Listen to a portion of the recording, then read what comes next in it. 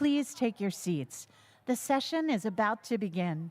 As a courtesy to our presenters, please silence all mobile devices. Thank you.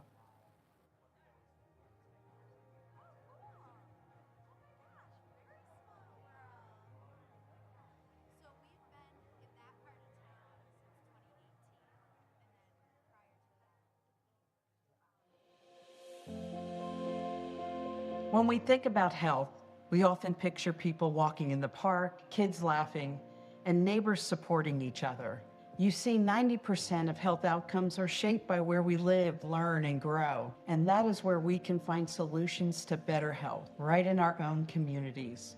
This is why schools are such powerful drivers of healthier communities, supporting not just academics, but building systems where every child can thrive. When students eat well and stay active, they show up more often, do better in school, and are more likely to succeed. Recognizing these efforts keeps the momentum going and helps create lasting impact. I am overly excited. I am proud to be able to say that I'm here and I'm a part of this amazing school and that we are America's healthiest school. It's nice to have an organization that helps us win that Super Bowl, that championship, for the amazing work we're doing. And it's such a strong advocacy piece to say, hey, we're one of the healthiest schools. Well, we like awards. We like to win. Who doesn't, right? We like to be able to think that we are setting an example for others. Kaiser Permanente is proud to be a sponsor of the America's Healthiest Schools Awards, and it's been fun to see schools that we've worked with or partnered with along the way jump into this and see the real value. As Alliance for a Healthier Generation celebrates its 20th anniversary, we're not just reflecting, we're renewing our commitment to helping schools across the country adopt and strengthen their school health policies and practices. Our goal: to recognize a total of 5,000 schools as America's healthiest schools by 2030. Join us. Please welcome to the stage Samir Goyal.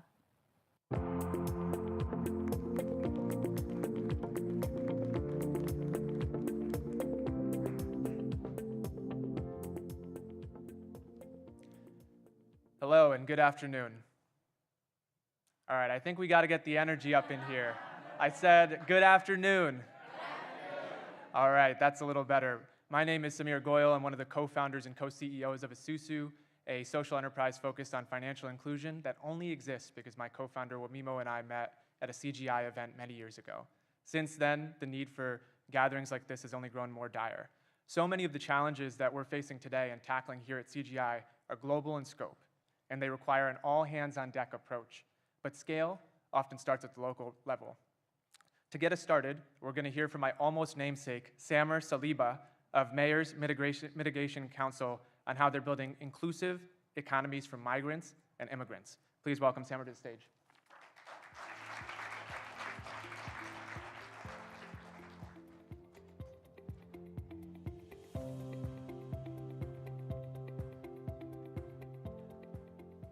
Good afternoon. It's actually the Mayor's Migration Council, but we do some mitigation work as well, Samir. Thank you for that. As Samir mentioned, I'm Samer Saliba. I'm the Director of City Practice at the Mayor's Migration Council. But more important than that, I'm the son of immigrants. My parents left Beirut in 1979 to seek safety, and they found it in a city called Boston, Massachusetts, a city that offered them so much more than refuge: an education for themselves and their children, a chance to give back as doctors and as teachers. At the time, there were 10 million people displaced globally. Today, there are over 120 million people, with hundreds of millions more migrants leaving their homes to find economic opportunity, and billions more expected to escape a changing climate. Most of these people, like my parents, moved to cities, where city governments are welcoming them. From housing to healthcare, cities around the world are addressing the urgent needs of all of their residents, no matter where they come from. And in turn, migrants and refugees are powering city economies which produce 80% of the world's global domestic product. But despite cities' global leadership, cities remain on the sidelines of international funding and financing, with just 1.2% of humanitarian aid going to local actors, including city governments. And to fix this broken system, the Mayor's Migration Council launched the Global Cities Fund for Migrants and Refugees, a bold new international model that funds cities directly so they can move fast, scale what works, and lead from the front. The first of its kind, the fund has since supported city-led migration solutions in 26 cities, improving the lives of more than 100,000 migrants, refugees, and local community members. But we didn't stop there. None of us at CGI ever do. At last year's CGI annual meeting, we made a commitment to action to create a new window of the fund focused on economic inclusion. And today, I'm proud to announce a new initial $3 million investment through the Global Cities Fund to help cities implement bold projects that create shared prosperity. And the 6 inaugural recipients include Manta, Ecuador. If you're from any of these cities, please don't hesitate, or countries, to cheer for these cities. Kanifing, the Gambia. Koboko, Uganda. Turin, Italy. Quezon City, Philippines. Okay, Quezon City. And Boston, Massachusetts. Under the leadership of one of my favorite mayors, Mayor Michelle Wu, the city is launching its first home care cooperative, helping immigrant women build wealth and business ownership while caring for Boston's aging population, which would include my father if he ever decides to retire. Together, these cities will create hundreds of new jobs for migrants, refugees, and their long-standing residents. And no, we're not stopping there. With growing demand and demonstrated success, the Mayor's Migration Council has set a new goal, $50 million by 2030, to expand our impact and to help more cities help more people. In today's political climate, shared prosperity may seem impossible, but cities are proving that if we invest in the potential of our new neighbors, shared prosperity is within reach. Thank you very much.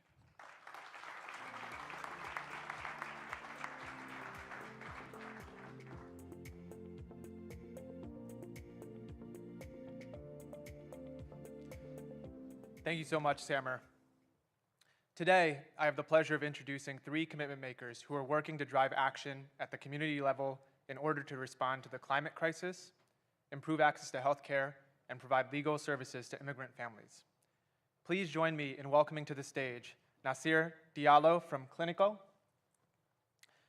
Violet Sayena from Climate Resilience Communities, and Raul Raimundo from the Resurrection Project. Let's give them a round of applause.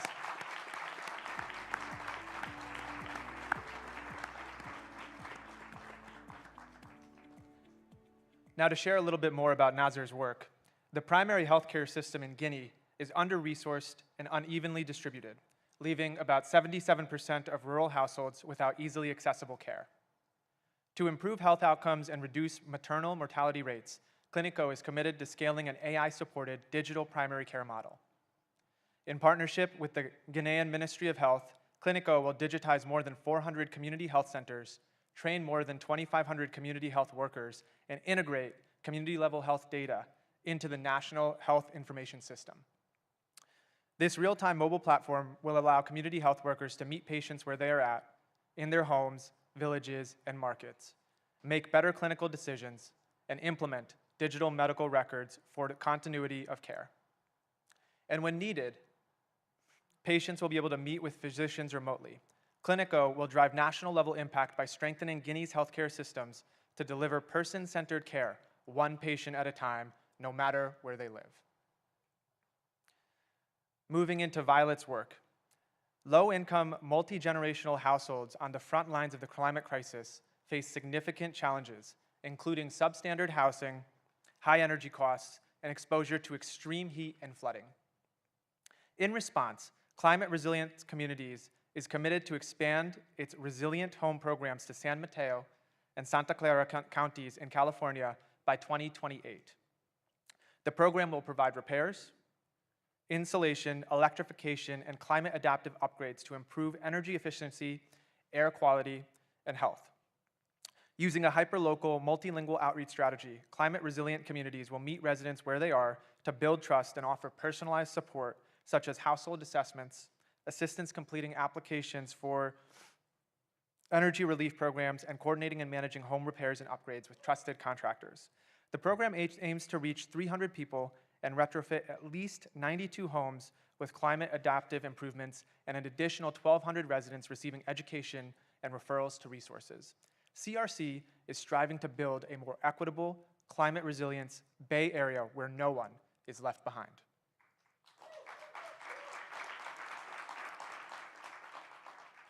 Please feel free to clap throughout. This is some incredible work, so your applause is greatly welcomed. Moving into Raul's work, in the United States, the demand for immigration legal services is growing, putting additional pressure on an already constrained system that it cannot meet. To fill this gap, the Resurrection Project announced a commitment last year to provide no-cost training to 210 community fellows in 4 states to become Department of Justice accredited representatives by 2027. Accredited representatives are not attorneys, but by completing the accreditation process, they're able to practice immigration law and provide critical legal support to the growing number of immigrants who need it. And TRP has made significant progress. 39 nonprofit employers in Illinois and Oregon have completed the fellowship program to apply for DOJ accreditation to provide free and affordable immigration legal services. TRP is expanding to Massachusetts and Wisconsin and preparing to welcome 75 new fellows across 4 states. Each accredited representative supports approximately 180 immigrants annually, promoting economic security, keeping families together, and sustaining communities. Let's give it up for Raul's work.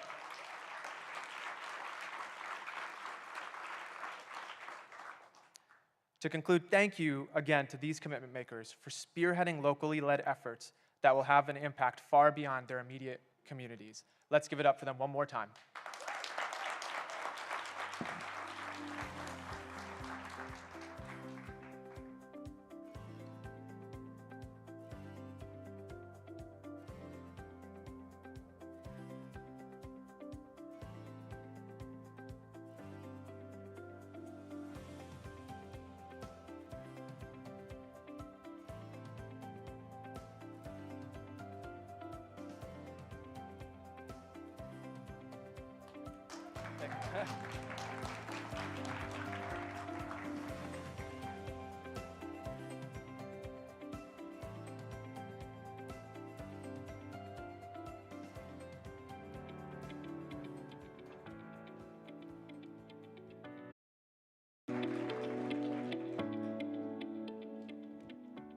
Well, good afternoon. It's always great to be on the CGI stage, and here we're having a 3-part session focusing on investing in resilience in our communities. And we've got some really great people coming up who are doing a lot that I think we can all learn from. So I'd like to begin by bringing out Tim Cadogan, a fellow Englishman. Tim, please come up onto the stage. A big round of applause for Tim, please.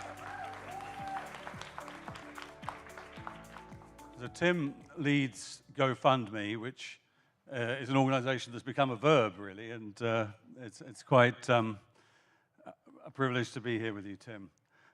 Thanks for having me. It's the Bald Brits panel. Exactly. There's so many of us bald Brits. It's a national look, I think, now. But giving has been a huge part of what I've been thinking about for 20 years or more. I launched my book, Philanthrocapitalism, here on the stage at CGI in 2008, and President Clinton very wonderfully wrote her forward for the paperback, so that was kind of the best thing that ever happened. But and then subsequently, I was involved in the launch of Giving Tuesday, which I think has become also a big fixture in the giving calendar. But the rise of GoFundMe, I think, has been one of the most interesting developments in terms of the application of a tech platform to really make giving much easier for people to do.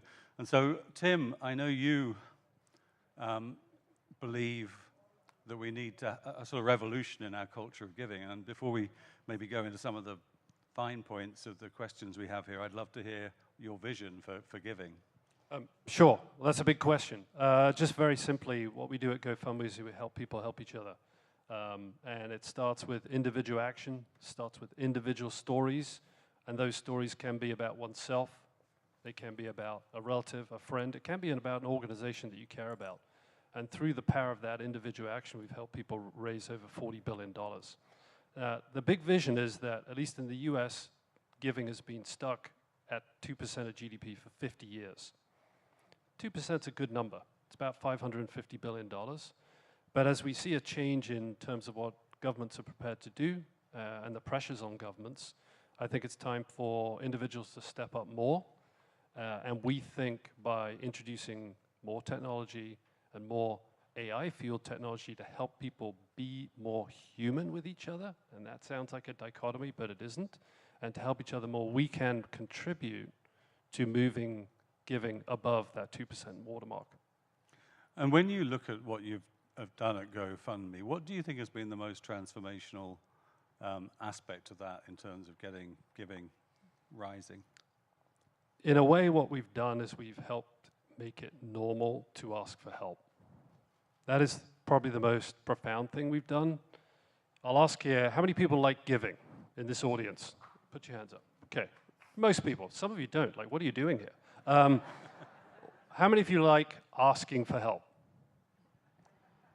Okay, of those who put your hand up, how many of you like asking for help in public? We have a very brave person in the front. Asking for help is very difficult. So we have made progress in making that more normal, more acceptable, and that's why millions of people are doing it. I think that's one thing that we've done. A second is that we've built trust in a system based on individuals and people and their stories, and believing that when someone tells their story and that they need help, believing in them, and then being able to receive that and do what is right in their lives. So those are a couple of things that we've done. And just give us the numbers. I mean, how many people have been on the platform? What sort of money has A been lot. Over 200 million people have used GoFundMe to help each other or organizations. Over $40 billion has been raised. We now operate in 20 countries, but you can raise money to help in many countries. We've had people donate from every country in the world. And we feel like we're just getting started. The other thing we do is we provide fundraising software for about 5,000 of the largest nonprofits in America: World Central Kitchen, Salvation Army, Médecins Sans Frontières, and so on. So those are a few of the numbers. I understand, you know, you've got some announcements you want to make about some of the new things that you're doing that could really expand the offering on the platform. That's very kind of you to bring that up. We've been very busy in building a lot of new products. One of them that I'll mention is we launched a product in July called Giving Funds.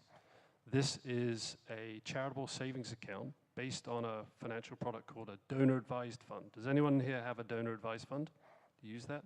No. Wow. One. That is my point. Less than 1% of Americans have a donor-advised fund. It's actually a very simple way. You put money into a charitable savings account, you get a tax deduction on the front end, and then you can give it. The problem is they've mainly been designed for wealthy folks so far. It's a great product, it hasn't been accessible. With Giving Funds, we've made it incredibly easy. You can set up your account less than 5 minutes, you can move money in for free, then you invest it, and unlike all the other institutions that offer DAFs, we don't charge any assets under management fees, and then it's blazingly easy to donate it. We've had a tremendous pickup. Many tens of thousands of people have already signed up, but we hope over time that this is a product that can become as popular as the 401k, which 30 years ago was relatively rare, but now about 70 million Americans have it. We think everybody should have a charitable savings account and be able to save, invest, and give on a planned basis. So that's one of the things we do. Yeah, that's interesting, because I mean, DAFs have been, please. Yeah, Thank you. Yeah. I mean, DAFs have been very popular with the high net worths, you know, Fidelity and others have their products, but they've also been a place where people have just parked their money and kind of it's not being given in a way that That's exactly right. So firstly, I mean, that's not what you're envisaging happening here. No, that's, I mean, you know, you could say we're being disruptive, but because we're not a financial institution and we're not interested in making money out of money, we want money to move to nonprofits. So that's why we are not charging any assets under management fee. We're not, you know, we don't benefit from that. We benefit when our customers benefit. So when money is donated to nonprofits, we have 1.4 million nonprofits in America on the platform. And when you decide you want to give to one, it takes you less than 5 seconds to do it. It's like, boom, versus giving from your DAF, you have to cut the check, you have to talk to the financial advisor, it's blah, blah, blah. It takes 2 weeks. Like, much quicker, much easier to discover the nonprofits that you want to help. And the basic idea is you just have this pot of money that's waiting there in case something comes out that you want to support. Is that really why you do it? It can start with a small pot. Starts as low as $5. You can add money to it every month. It grows as your investments grow. And then as you see something you want to help with, for example, it might be a crisis, or it might be a new nonprofit that you want to give to on an ongoing basis. What's interesting about it is it separates the decision of deciding to give some money to a nonprofit and which bit of money you're going to use and giving. So you've sort of made the first decision. I'm going to give $100 a month. I'm going to put it aside. Then you have that money. Then you see an opportunity to help, and you can act upon it. Great. So another technological thing that it's almost compulsory to mention it on any discussion I can guess nowadays is like AI. So is AI going to transform the future of giving? In some ways, yes, but not the core of it, because the core of giving is emotion. We don't get anything when we give to someone or an organization. We don't get a good or a service or anything that is sort of commercially recognizable. We feel, right? We have a sense of identity. We have a sense of purpose. We have a sense of being a better person. We have a sense of making a difference. That will not change, because that is fundamentally human. It will never change. AI will help. It will help us make better choices. It will help us as fundraisers. For example, we have implemented AI technology through a lot of our product. I'll give you an example. When you write a story as a fundraiser, an individual fundraiser, a lot of people really struggle to give that a title. Is there any journalists in the room? A few, maybe at the back. They don't want to admit it. You typically have a department called headline writers, because headline writing is difficult. When someone has written their fundraiser, it's already a hard thing to do. It's hard to pick a title. We go through that story, and we suggest 3 AI titles based on your story and also what we know that works. Over 80% of customers choose one of those, and they perform better. That's an example of helping someone through a process of asking for help. On the other side of the house, we use AI to analyze all of the data that we've seen, and we suggest donations that are relevant to you, the fundraiser you're supporting, or the nonprofit you're supporting. And these features have already been used 50 million times. So in the early days of Giving Tuesday, I remember that one of the things that made it go viral was that people just want to share the cause that they feel passionate about. And particularly this was true of younger, the sort of digital native generation that were coming online. And you know, have you tapped in with GoFundMe to that spirit of wanting to be much more, oh my goodness, you know, an advocate of the cause and so forth? That is what GoFundMe runs on. You know, I'd say 25, 30 billion of the over 40 billion we raised has come through sharing. By the way, I want to give a shout out to Giving Tuesday, Ashika and her team. It's amazing. Last year, $3.6 billion raised, I think 10% the year before. And thank you for helping create that. It's an amazing thing, and we're looking forward to this year. But sharing is essential. What we're doing at GoFundMe is taking an ancient impulse to help each other and making it work better in a digital age. And in a digital age, sharing and amplifying is essential. So all of our tools are geared towards that. And so a huge amount of the fundraising comes from that. And we can measure it. So we have a technology called Impact Links. Every share is instrumented. So what's fascinating is you may donate $50 and then share with 50 friends. Your sharing is almost definitely going to be worth more than $50, because you will have motivated some, maybe 2 or 3 of your friends, to donate, and we can show you that number, which is amazing. It's a real eye-opener, because people think, I donate and I'll share. It's kind of secondary. It's like, no. You generated $150 from your sharing and $50 from your donation, so your impact was $200. That's how to think about it, and now we can show people those numbers. So I couldn't stress more the importance of sharing. Have I not been talking to the mic properly the whole time? I hope you can hear me. All right. So just anyone here that has an NGO or whatever, or a charity that needs to raise money, any particular advice you'd give them as to how they can use your platform? Absolutely. I mean, we have a whole suite of products called GoFundMe Pro that will help you with fundraising, but I think sort of just a general observation is stories cut through and facts support. And so telling stories, incredibly powerful, having them be genuine, making them real, and helping people understand what is at issue here, what is my help going to lead to, and what happened, what we call help delivered, incredibly important. And all of the tools and service that we offer basically move people in that direction. Great. And finally, do you have any challenge for the audience to leave them with? Well, there's a lot of very impressive big commitments being made here, and those are amazing and so important. I guess mine would be very simple, which is find a simple way to help someone. It can be a smile, it can be helping someone get on the plane or on the train. It doesn't have to be big. Just really little things make such a big difference. And sometimes I think those are forgotten when we think these big, big thoughts, but just little things helping each other through the day makes such a big difference. So I'd probably emphasize that. Great. Well, on that positive note, Tim Cadogan, thank you very much. Thank you very much indeed. Thank you. Thank you.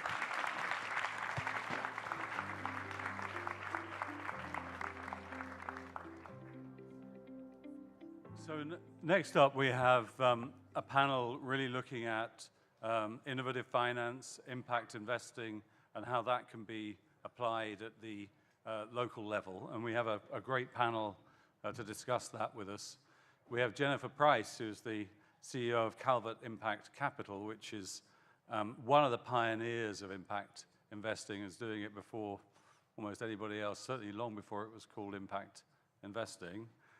We then have the governor of Hawaii, Josh Green. And last but by no means least, we have Bulbul Gupta, who is President and Chief Executive Officer at Pacific Community Ventures. So I'd like to invite each of them to come up and join me on stage now. So Jim Price.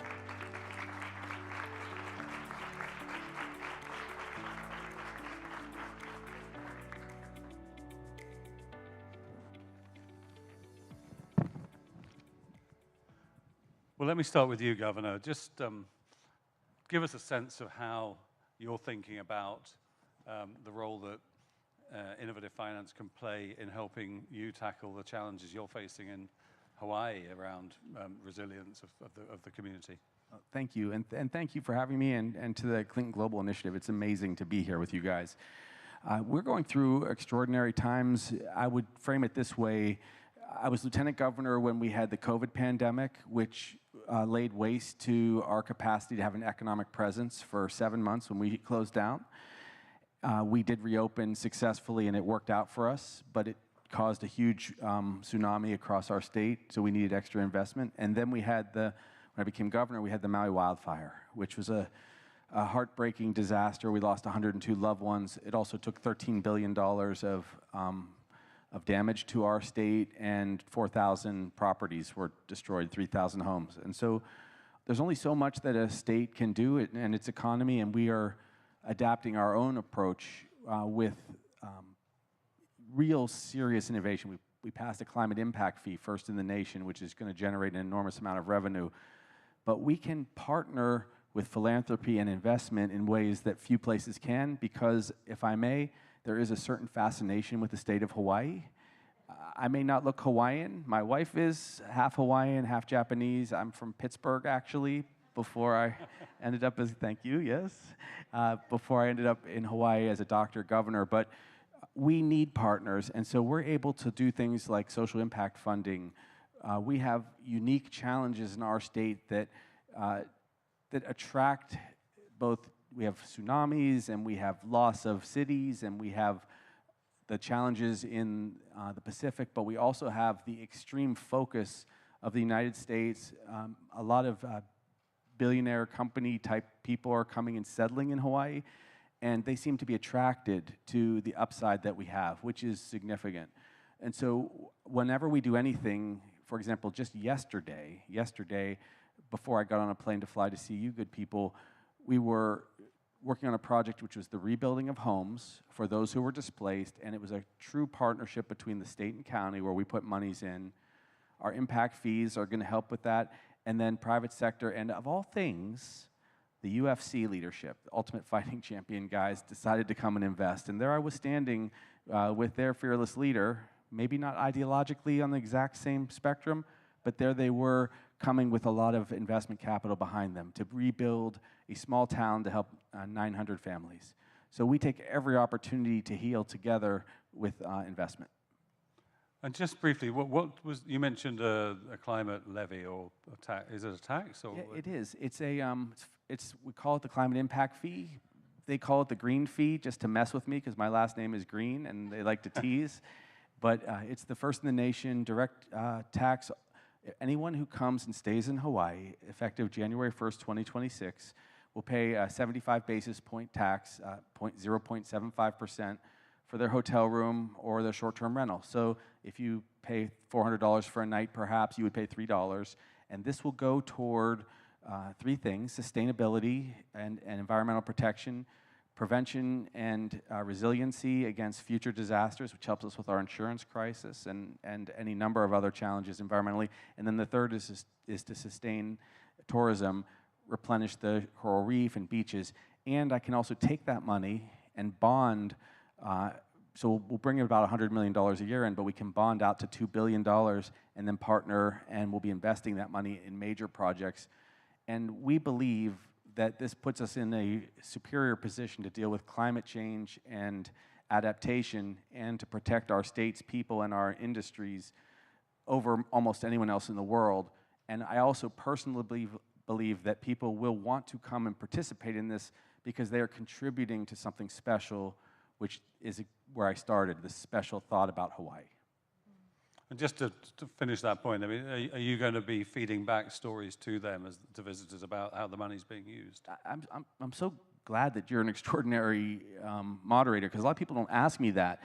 Yes, we're going to actually put on, bulletin boards and the projects themselves, the world, just like you all helped us, and I want to humbly say mahalo, that's the word of thanks in Hawaiian, to all of you, because we had 250,000 individual donors to help us recover after the Maui wildfire, and we, of course, have 10 million visitors per year, and I want people to know that they are contributing to our state and to the geopolitical positive position that we have in the Pacific and to our culture all at the same time when you come and participate in the Green Fee.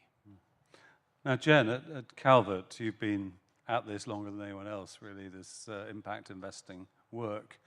And your community impact note is particularly a pioneering product. But tell us a bit about what you've seen work and where you're focusing most of your efforts at the moment in terms of really supporting resilience investing. Yeah, thank you. And it's a pleasure to be here and a pleasure to follow the inspiration that you laid out. And picking up on a few of those themes and how they tie to Calvert Impact over the years, decades, 30 years we've been at it, attracting private capital and the power of the individual. Your stories about what's on the bulletin boards and the relatability each individual sees in that is kind of the heartbeat of the community investment note that we created 30 years ago. A highly democratized investment product, looks like a corporate bond to Wall Street. And so therefore, we are trying to crack into the big flows of capital in the capital markets that's advised by financial advisors, chief investment advisors, or officers, the hundreds of trillions of dollars, and bring that into impact. And what we've seen over time, we've raised $3 billion through that product, repaid principal and interest, is that for 45% of the 7,000, 20,000 investors we've had over the life of that product, this was their first impact investment. And we've surveyed our investors, and over 50% of them are looking to do their next investment.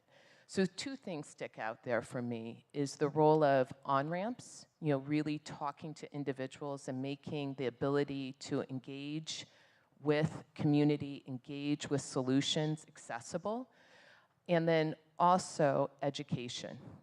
The product you can buy for $20, we also have investors of $30 million in that product. And I do think there's something really special when you have that individual of $20, modest wealth potentially, maybe early in their investing career, and some very sophisticated investors all in one product, really looking to have the same type of impact, but also secure a financial return. So education, on-ramps, really being able to engage everyone in impact investing. And can you just quickly give us a sense of the kind of numbers that you've mobilized and what impact it's had? Yeah, thank you. So we've raised about $3 billion in this product over time. It's a corporate bond that we issue, so individuals, institutions buy the senior position in the note, and we leverage junior and equity beneath us. And then we invest in intermediaries. So look, my good friend at the end here, we'll talk more about that, but we invest in intermediaries that are on the ground doing work. And through that, we get leverage. We get leverage of 10 times at least on our balance sheet and then through the intermediary. So we've mobilized $7 billion over time every year through the money we raise. And then we pair it with public money, we pair it with other philanthropy, so it can really get into the nooks and crannies and do the work that may not be able to be reached by typical private capital. So Bulbul, tell us a bit about Pacific Community Ventures and how you use innovative financing. Sure. Well, so to link it to what Jen was just sharing, in 1998, my very first impact investment was a Calvert Community Investment Note. So thanks, Jen. I was towards the end of college in economics in DC, and 27 years later, Pacific Community Ventures was actually born in 1998, incubated out of a Silicon Valley venture capital firm, Accel Ventures, to help make Silicon Valley more inclusive. So we were an equity investor for many years and pivoted into doing micro and small business lending when we saw that the most sluggish layer of recovery for small businesses, particularly underserved small businesses, was working capital, patient working capital. And if we know that CDFIs, Community Development Financial Institutions, that we are, were also created out of the tail end of civil rights legislation to really be the economic justice pillar in this country, how do we make sure we are pairing capital that can reach impact first with our impact investing roots towards communities that have been either historically discriminated, underserved, redlined, or just don't have access to friends and family capital or banking, to make sure we are investing in community-level economic resilience and now climate resilience with our climate fund integration. And then just wrapped around with technical assistance, lots of language support, now legal aid support, and just making sure that we are really measuring that impact year over year to be designed towards wealth-building outcomes. We want to know that our investments are actually contributing to economic mobility and climate resilience, and we hold ourselves accountable to that measurement. And I'll just say very briefly, as a tourist to Hawaii, including last year, glad you all created that sustainability fee because we want to keep Hawaii beautiful. Our governor, Governor Newsom, was here on stage yesterday with President Clinton, also talking about the importance, right? Wildfire recovery, economic resilience, how do we design anti-displacement efforts for our small businesses and communities? And so we are just really making sure that we are doubling down with our recent commitment to launch a $100 million fund to create good and green jobs through our small business investments over the next few years. I think one of the striking things about what you do is how hyper-local it is. You really tailor it to the conditions on the ground. How does that inform what advice you'd give about how this approach could be taken elsewhere?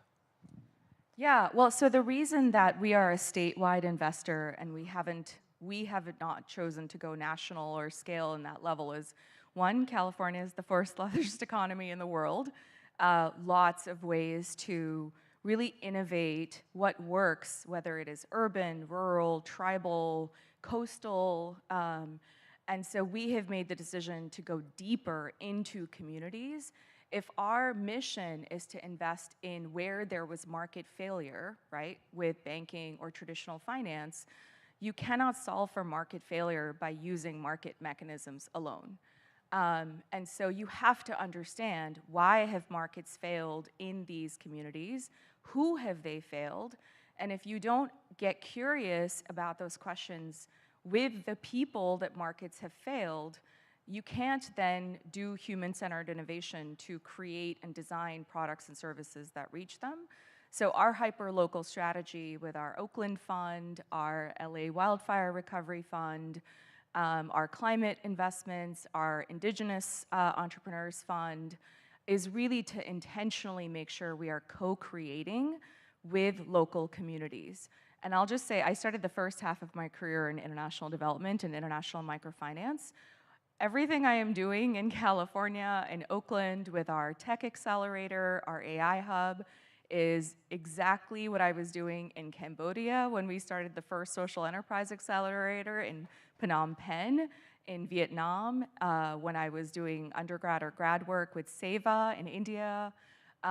It's all hyper-local somewhere, right? So how do we invest in local economic and climate resilience? And you have to ground it with what works for those communities to solve up to market access. Thanks. And Josh, you wanted to jump in? Well, I was fascinated by two comments. One is that nook and cranny comment.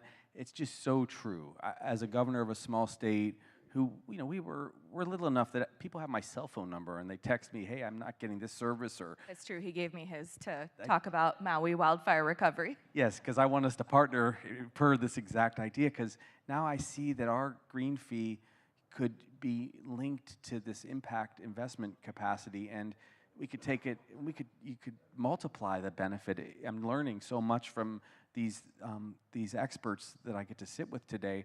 But those nooks and crannies just exist everywhere in rural communities or in communities that have become isolated, you know, because of a crisis. Every crisis means that, I'm an ER doc, okay, before all this nonsense in politics. Every crisis a person has isolates you. That's what happens when you're sick, when you have a big cancer, you have a heart attack, you lose a loved one, you become isolated for a time. And when a community gets hit by something like the wildfire, it is isolated. And believe it or not, after some amount of time passes, and I want to say this as sensitively as possible, the other communities around it start eventually to have, they sometimes have a sense of, okay, when are we moving on back to our traditional policy work, our other work for all of our problems? And I understand, because we all have need. But the crisis is something, that's one. And then the idea that one size does not fit all is obviously so true. We in Hawaii have a lot of differences from mainland states. Of course, we have many similarities, but the idea that we could attract a different approach to housing or a different approach to small business is necessary for us, because our state's almost entirely composed of tiny businesses started by local people. And so I just really think that that is the right thing to see. So striking, I think the first time I heard the term impact investing was here at CGI, I think probably in 2009, but it has grown spectacularly since then, and I think each of the panelists is testimony to how it really can work and is a useful tool for people who want to improve the resilience of their communities. I guess it could get bigger, it could be even more impactful than it's been. I'd like to ask each of them, as we to wrap up this part of the panel, what is the biggest challenge and opportunity that you see that we could really unlock a lot more of this capital to come into communities? Jen, we'll start with you. Sure. And just kind of wrapping up some of the comments to my left here. At Calvert Impact, the opportunity we see is to aggregate the community impact, which is almost like a bouquet. You know, you see one community, you see one community. But if we can wrap that up into a product that looks and feels like what traditional capital markets understands, whether that's a corporate bond or asset-backed security, then we can access larger flows of capital. And so that's what we're seeing as the kind of last link, is how do we get distribution? How do we get access to those larger pools of money, but with these types of assets that are so powerful, both from a financial, but very much a social return? Josh? I would say, just to try to be succinct, what I've learned is the world is so interconnected that we all have to accept some responsibility for everything that occurs, and therefore we should bring everybody in to the solutions. And when I say that, for example, our fire, it was not just because the wires went down and we had a superstorm. It was also because we had drought, we had millions and millions of people on the water system. It made for a circumstance where the crisis could occur. So as we heal and recover from it, the idea of bringing in hundreds of thousands of people and impact investment that includes millions of people perhaps makes a lot of sense to me. And I think we're going to have to adopt some kind of posture like that for the future, because challenges are going to roll through us, and we can't just rely on the traditional monolithic institutions to bail us out. I'm going to +1 these two and then add one little tidbit that is a new way that we're trying to approach this. So based on the last 5 or 6 years of doing impact first, lending, investments, all the wraparound supports, about 80% of our capital goes to entrepreneurs of color and women, 50% to women, 90% to low and moderate income communities. What we have now done is launched a data and AI hub to say, okay, based on this inclusive entrepreneurship portfolio, what can we do to build the industry's first predictive impact underwriting model? And how do we help unlock that across a field of 1,500 certified CDFIs in this country, many more family offices, impact investors, mission-driven lenders, to get to that $8 trillion of GDP growth that remains passive and underestimated talent in this country that was already estimated by the Kellogg Foundation 9 years ago. That is what we're trying to unlock of impact at scale. Well, this is brilliant. I think we've had a lot of great examples of things working in practice, and I think lots of ideas that need to be taken away and built on from here. So I'd like to thank the panel for giving us so much inspiration and for all the work that you do. Thank you.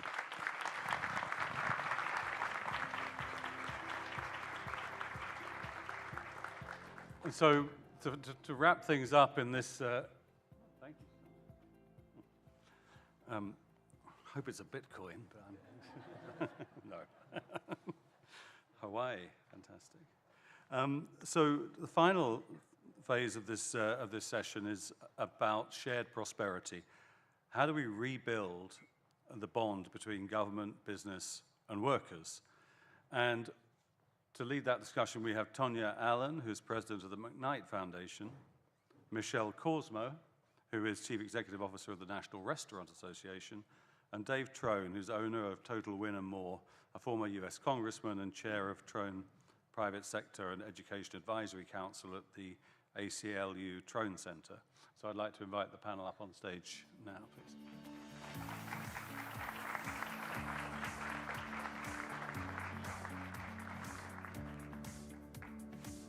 And the great thing about this panel, and it's one of the great things about CGI over the years, is in the preparation for the panel, these guys got talking, and talk is leading to action, which is so often what happens here. So, David, I'd like to start with you. Tell us what's been going on in the green room. No, I appreciate that, and you're right. We've been working together, collaborating, and putting together a plan. And I've been very fortunate, as you mentioned, to found a company like Total Wine & More with 12,000 employees, but also serving government, 3 terms in Congress, then also work in the philanthropic community. And together, that brought me to CGI, and I sat with Secretary Clinton, and she said, what's on your mind? What's the big pressing issue that we're not addressing? And I said, well, you know, this economy in America, our country, for 100 years we've led, and we're falling off a cliff. And it's going to decimate the middle class, and those even below that, even worse. And so I said, it's declining population. And what can we do to change that? Because it's not going to happen in the Congress. They're never going to figure it out. It's too much polarization. So we've got to figure out how we do it. The doers in this room can do it with the business community, with the nonprofit community. So we put together a group and we said, let's do it. And when you say declining population, what specifically do you mean? U.S. population, to hold our number of folks we have here even, it's 2.1 needs to be the birth rate. The birth rate last year was 1.62, which means we're not replacing the folks that are here in our country. And it takes people. It takes ideas. That's what drives our economy. And that's what, you know, creates the great companies we have here, from Google to Apple, et cetera. So that's what we have to address. And what are you guys going to do? You're going to create a partnership, or? Go ahead, pick it up. So conversation has been around a work group council that can come together to talk about these issues and see what we can do to continue to drive growth in the United States. Certainly, as the CEO of the National Restaurant Association, we think a lot about the importance of a strong and healthy workforce for the restaurant industry. We're the second largest private sector employer by industry, and we need more and more people. When we look at how important people are to restaurant jobs and making restaurants really enjoyable places, this is not something that technology is going to replace, certainly in any kind of meaningful way. If you want to keep restaurants special, we have to make sure we keep people in the restaurant industry. So creating a council from our perspective to really talk about how we attract a great workforce, address the needs for a growing population, address the needs of immigration reform that need to be handled so that we can keep great workers in the United States is imperative. And Tanya, what excites you about this idea? So we at the McKnight Foundation, we get to work across the Midwest on this issue, and particularly as I've been working in Minnesota, we've talked to business leaders about this issue, and we know that, quite honestly, if we don't address this issue around immigration, it would essentially stop our economy.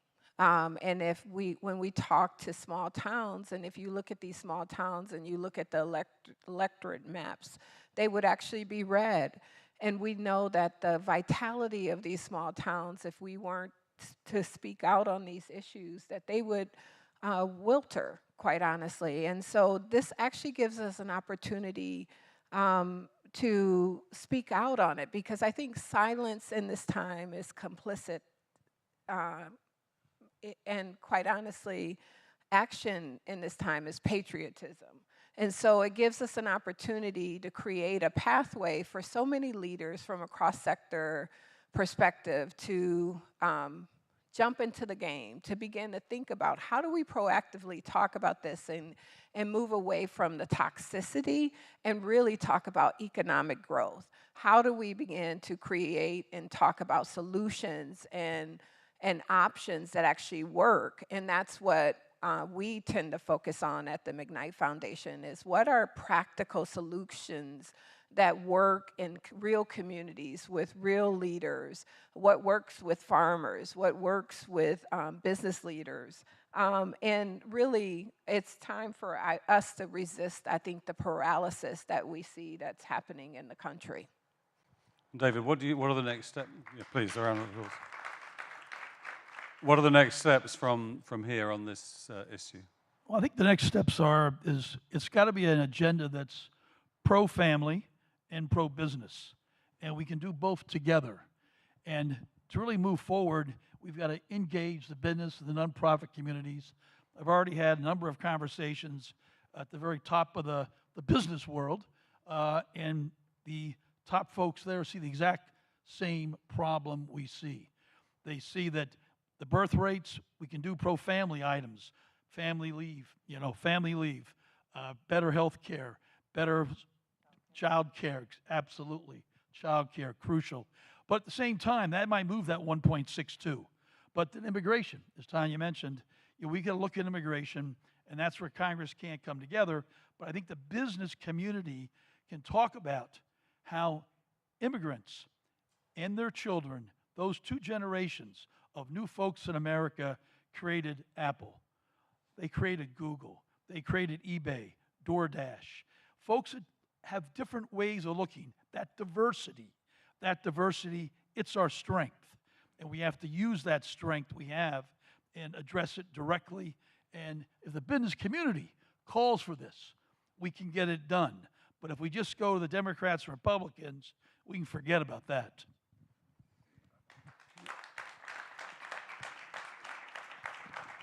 So you wanted to jump in about... Yeah, I did. I want to talk about the importance to a foreign-born workforce to the restaurant industry. As you talk about people that create things, Congressman, it really leans into what's so wonderful about the restaurant industry. More than 36% of restaurants are owned by foreign-born workers. We have a higher rate of business ownership by foreign-born workers than any other industry. And we also have a higher rate of employees that are foreign-born. 22% of the employees in the restaurant industry are foreign-born as opposed to 20% of the general workforce population. So when we think about the importance of a foreign-born workforce and immigrant workforce, it really is part of the fabric of who we are. It's part of what makes restaurants so interesting. I mean, one of the things that has been such a joy in the last several decades in our industry is the boon of variety and diversity and cultures and the way that that shows up in the cuisines that people are sharing with us. So for us, we see a real need for immigration reform because of the importance of that community in our workforce. And I would also just like to add that I think there's a power in this idea because it's really about bringing cross sectors together and really allowing them to go to work and to bring action forward. And I would bring forward an idea which I think we have moved forward in Minnesota that I think has been really important.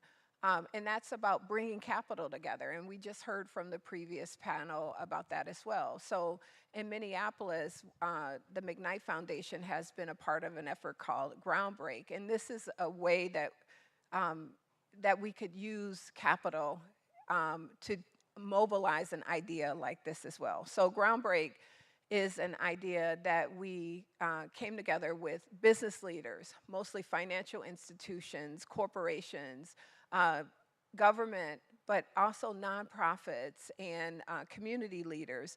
And it was essentially, we basically said, we have to put capital to work. And we wanted to make sure that capital went to work and that we use philanthropic capital to de-risk that capital. And so we knew that there were so many people in our community, many of them immigrants, but mostly people who have been locked out of the capital system, mostly people of color who have not been able to purchase homes, who have not been able to start businesses, people who have not been able to invest in commerce or commercial businesses inside of their cultural districts. And we knew that if we didn't make an investment in that, just like we did in this country with the GI Bill, that we were going to leave all of these aspiring wealth builders on the sidelines. And so we wanted to get them off the sideline and put them in the game. And in order for us to do that, we decided that we were going to design the scope of the solution to fit the scope of the problem. And that meant that our solution had to be in the billions. So it was a $5 billion effort. And that effort became the Groundbreak Coalition. And that coalition is aimed at bringing together equity, low-cost interest loans, guarantees, and special purpose credit programs. And it's basically a scaled design of financial systems. It's not a fund. It's about creating fundamental change. And we basically bring all of this at the intersection of capital, at the intersection of hope, at the intersection of execution of all of these financial institutions so that we can get people to be able to participate in the American dream. And once we do that, what we're doing is not just creating and helping them meet their aspirations, we're growing our GDP. This is probably one of the largest wealth building efforts in the entire country. This is the kind of things that this effort that we're talking about dealing with declining population, helps people anchor inside of this country. These are the kinds of efforts we can do if we put our mind to it, just like we have done to build the middle class in this country. We know how to do this work. And we know if we engage every sector, then we can unleash our ingenuity to be able to do so.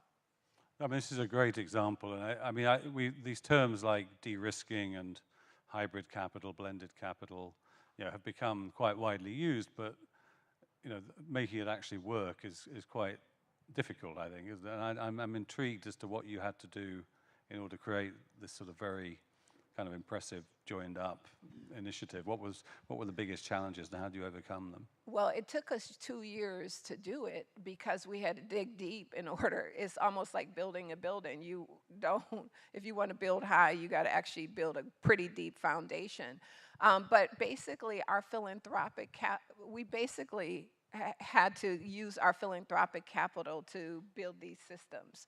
And essentially, we created a guarantee pool that crosses multiple financial institutions, so that if a borrower wanted to do a deal, they don't have to go to individual people to get a guarantee. The guarantee pool is already established, so when they go to a lender, the lender can go to the pool instead of the person having to go to the pool. And if you want to get equity, the same thing with the equity. The pools are already set up. Everything is set up through the financial institutions. All of the guarantees, all of the de-risking is set up at a systemic level. That's how we were able to do this, so that when people are coming to get these resources, they don't have to jump through the hoops. The financial institutions have already done it. And so once we've done it this way, now we get to we basically loosen up the credit box, because we're proving that these people are not more risky just because they live in certain zip codes. So Michelle, please, a round of applause. I think this is a great example that a lot of places should be looking at and learning from. But Michelle, for your members in the restaurant industry, what are you finding in this particular moment that you're most excited about as the potential for sort of a multi-stakeholder approach to meeting their challenges? So I think for us, we know that the only way that we can address serving the immigrant population in the United States is if we come together in broad coalition. This is something that elected officials, as you know well, have a hard time really understanding what that path looks like in a way that meets whatever their particular constituency need is. And so for us to come together in coalition and talk about this unified vision of taking care of the people that are abiding by the laws that are here in the U.S., that are providing really important roles in our economy, to your point about unlocking that growth, and are contributing so much intellectually and otherwise to our economies, and that having a system in place where more people have legal pathways to come in, that the mystery is taken out of it, that the opportunities exist. All of that needs to be a message that comes forward to policymakers in a really unified way. And we know from our work across the full supply chain, from agricultural producers to the manufacturers to us on the retail end, where we have a strong workforce, our needs remain the same, and our issues and desires for change are aligned. So now we just have to make sure that policymakers understand and see that same result. And David, as a businessman, what do you feel businesses across America could be doing now to go the extra mile to really show their commitment to the community? I think we first have to really outline the danger and the cliff that we're coming off. Because if they don't see that this is coming, it's like climate change. Until folks accept it, we can't begin to get solutions. But they have to realize that human capital, your people, that's how you succeed. And if we have the smartest, the hardest working, the most innovative folks, they won't look like me. They'll look a lot different. And that's the beauty of America. And that diversity is what got us here. Why 47%, I think, is the number of Fortune 500 were founded by first or second generation immigrants, job creators. So we've got to explain that. And it's important to both red towns and blue towns. But all through rural America, we see huge shortages of doctors, healthcare workers, teachers, and we've got to be prescriptive a little bit also. Canada takes in about 500,000 folks every year. We're 10 times larger. We've been at 1 million people for 30 years. We never change. Congress never does a damn thing. So we've got to figure out how we can do it in this room, in the rooms all around this building, to begin to say, this will change America. This will give us the next 40 years of leadership. Leave China in the dust. That's where we want to be.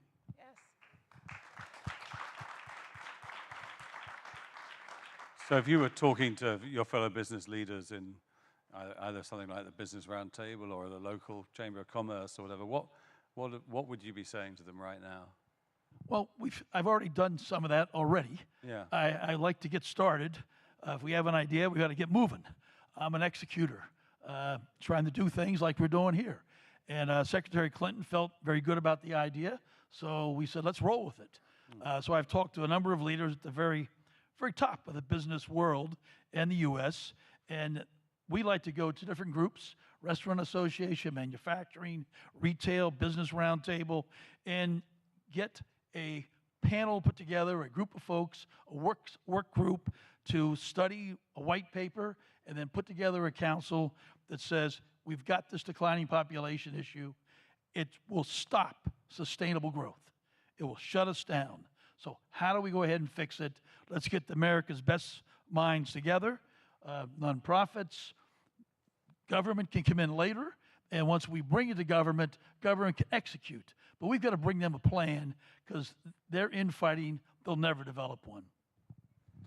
So we're almost out of time. I'd like to ask each of you to imagine that we were back here in 5 years' time, and we were in a time of celebration, that we'd actually seen partnerships between business, government, and philanthropy actually generate real impact, real positive impact. What would you think is a reasonable expectation that we could pull off in 5 years that would be proof that this approach works?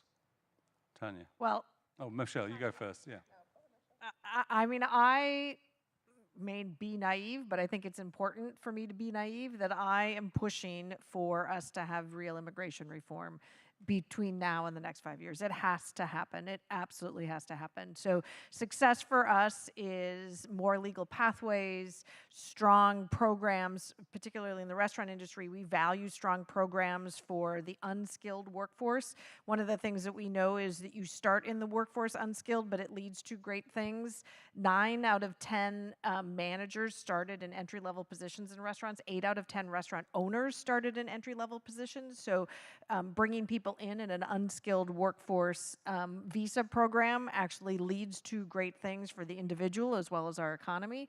So to see full immigration reform in place with more pathways for immigration, stronger systems that are supporting those people that have been here, those people that are actually living in the shadows and in a space of uncertainty, that uncertainty is gone. And that, frankly, the business community has a system that the government provides that we can rely on in terms of its accuracy on verifying the immigration and workforce status. So that, for us, is success, and I think it's possible. Great. Tanya. Well, I would hope that today we're creating a platform for our businesses in every sector to have courage, Now, I know that sounds silly, but courage is what we need today. And I hope that courage is courageous, because we need businesses today to speak up and to say that we need this. If we could have, I think the congressman has put out a pretty bold vision to have a council that is focusing on declining population and economic growth in America, that actually is doing all of the things that Michelle just articulated, I think would be amazing for us to have in the next 5 years. But I would say, I can't even get past 5 years. I just actually this year, having businesses step out there this year and be declarative that that in order for us to address declining population, that we need a multi-sector solution set, and that they are reclaiming the importance of immigrants in our country, and not demonizing them would be an important step, in my opinion.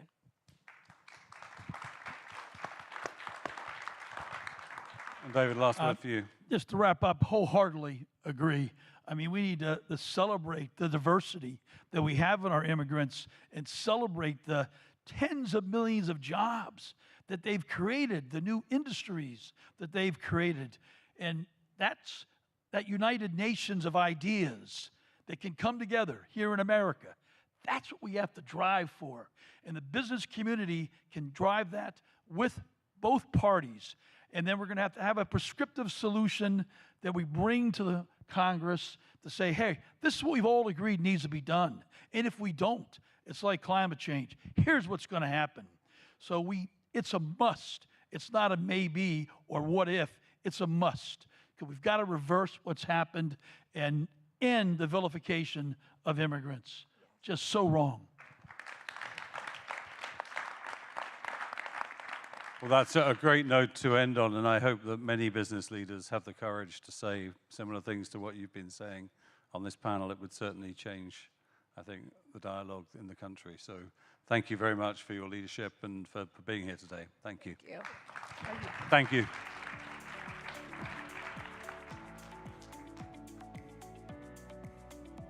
This session has now concluded. Thank you for attending.